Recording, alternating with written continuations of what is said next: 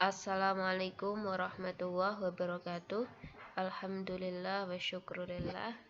Senang sekali berjumpa lagi dengan kalian semua siswa-siswi kelas 11 IPA MANI Ibtidaul Falah.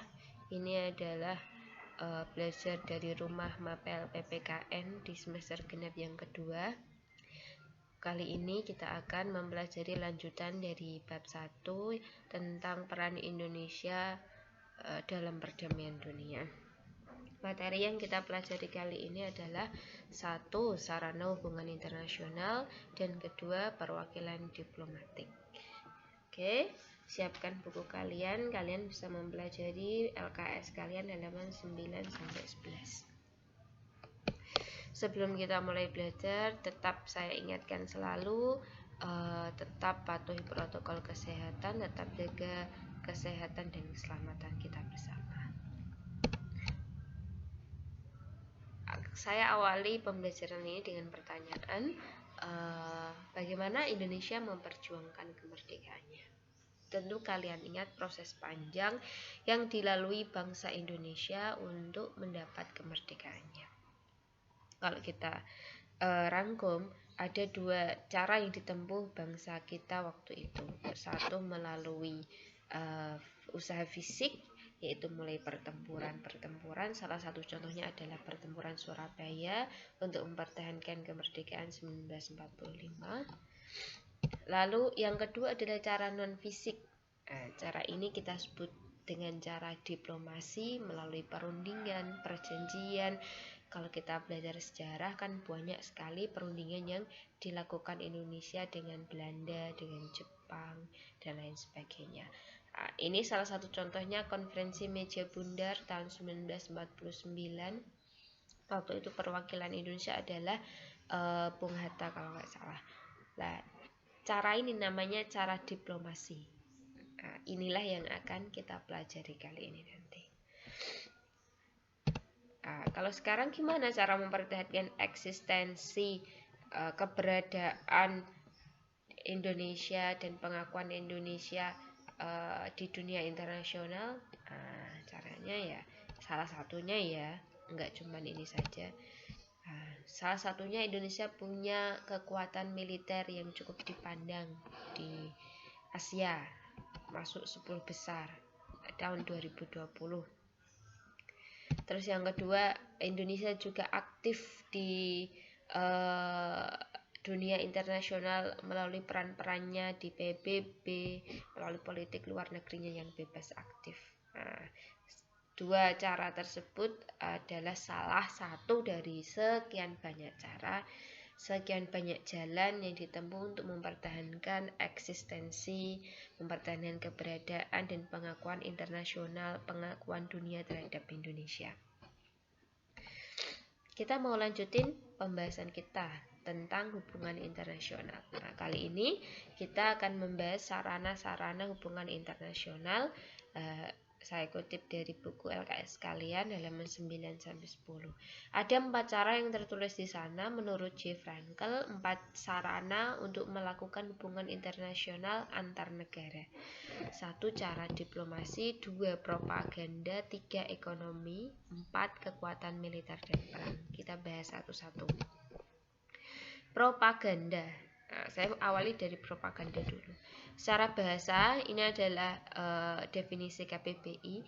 Propaganda adalah penerangan yang bisa benar, bisa salah, yang dikembangkan dengan tujuan untuk meyakinkan orang agar menganut aliran sikap atau arah tindakan tertentu.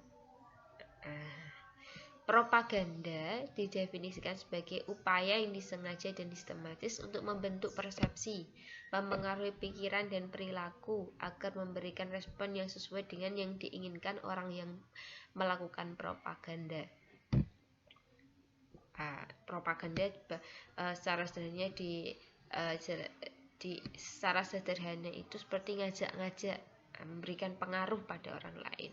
Contoh propaganda adalah propaganda gerakan 3A, Jepang Cahaya Asia, Jepang Pelindung Asia, Jepang Pemimpin Asia, yang digaungkan penjajah Jepang ketika masuk ke Indonesia. Jepang mengajak tokoh-tokoh yang terkemuka di Indonesia untuk bergabung untuk dibuatkan organisasi-organisasi tertentu seperti Putra dan lain sebagainya. Itu adalah propaganda yang dilakukan Jepang supaya rakyat Indonesia mau menerima kehadiran Jepang di Indonesia. Padahal di belakang itu Jepang punya agenda tertentu. Jadi propaganda itu nggak selamanya salah dan tidak selamanya itu benar. Perlu dicek